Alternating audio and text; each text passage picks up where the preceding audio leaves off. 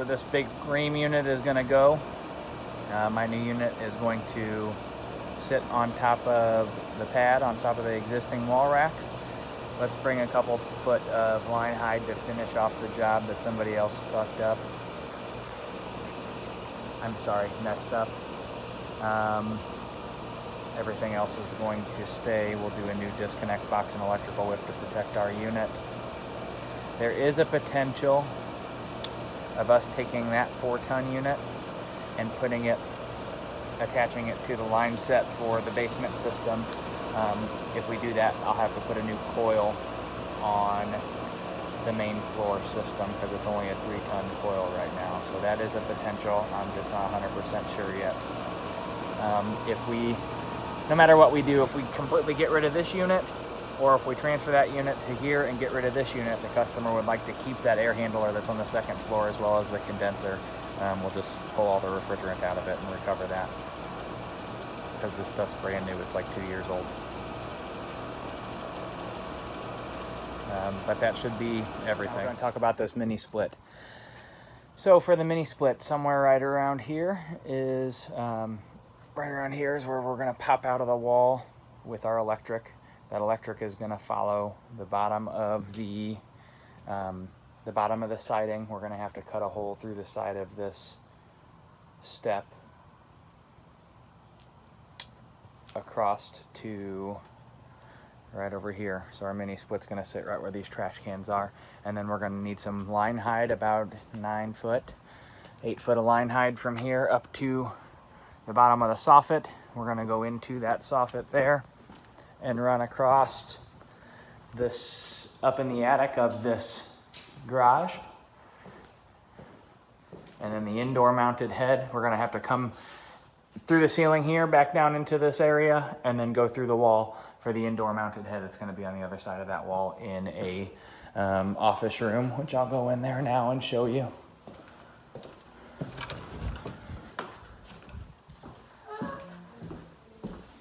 I want my indoor head mounted right here in that space on the wall.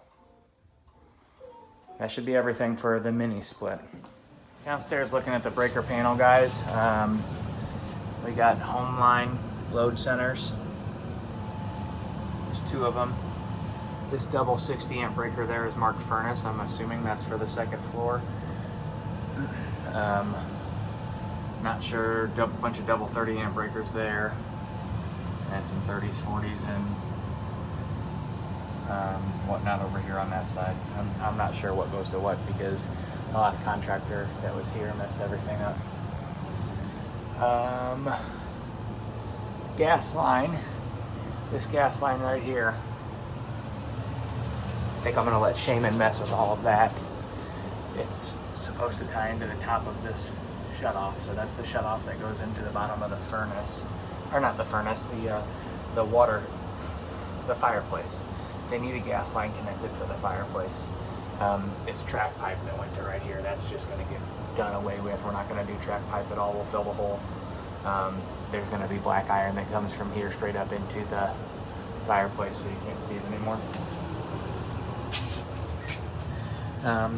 Back to what we're doing, the system down here on the main floor, there's not enough return air, so we're going to cut 2 return grills into the ceiling. We'll do 1, 2 right there, and then we're going to do 1 more down here in that part of the ceiling for more return, rather than cut from here all the way across the basement to this second floor. They just want to put all the return in the basement, which is perfectly fine because we have a 90% efficient furnace and a high efficiency water heater as well, so we're not going to be pulling any draft back in. Off of this breaker panel, we're going to have to run an electric circuit for a mini split, so we'll take our electric right out of the top of this panel. We're going to go up to the ceiling here and then run across, and somewhere up in here is we're going to punch out and go to the exterior of the home, and then we'll run hard conduit, plastic pipe, gray pipe along the bottom of the siding outside into the to where our new mini split's going to be. My next video is going to be outside, looking at the outdoor condensers. Hey guys, I'm at Terry's house. We're starting with the heat pump install. It's going to go upstairs. So we're going to completely remove this system. She would like to keep the air handler in the outdoor unit attached to the system. So we'll pull this entire thing out. We're going to set the new unit on top of a new base. We're just going to rebuild everything. This entire closet pretty much going to get gutted.